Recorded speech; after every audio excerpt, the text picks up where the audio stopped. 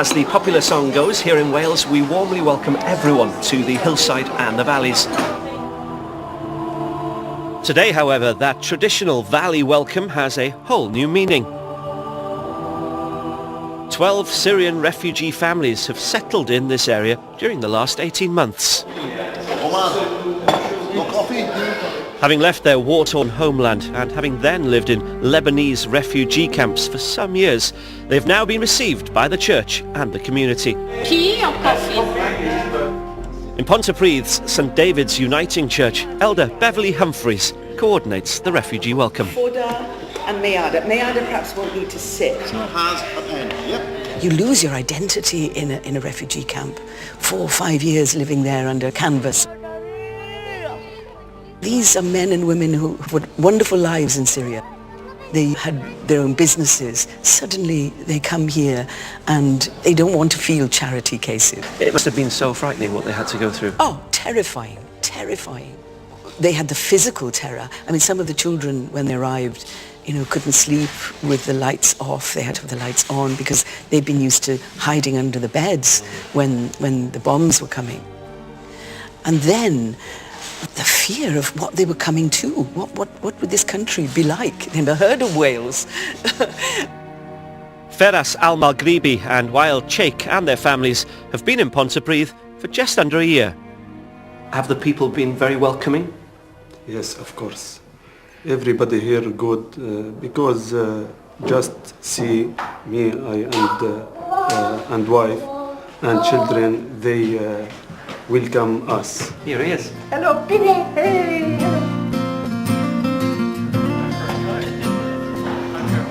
So tell us a bit of what's happening here. Is this normal? This is normal. Every Monday and sometimes on a Tuesday, our Syrian friends come here for an English lesson.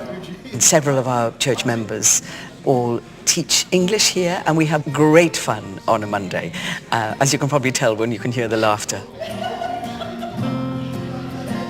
Children have picked up English remarkably quickly. And when I go into their homes, little Adam, who's 5, he goes, "Mum, I want my tea." And a year ago, he could not speak English at all. And they've got this wonderful South Wales accent now. Do the children speak better English than you? Yes, sometimes speak with me English. Oh, okay. And sometimes no understand, but I ask my children, please help me. Twin brothers Hamza and Omar lived in a refugee camp in Lebanon for 5 and 6 years respectively. As young as 14, they had to find work there to fund their family. One as an electrician, the other as a welder. Do you think that you'll make Pontypridd your home? Yeah, and home. Syria, very bad.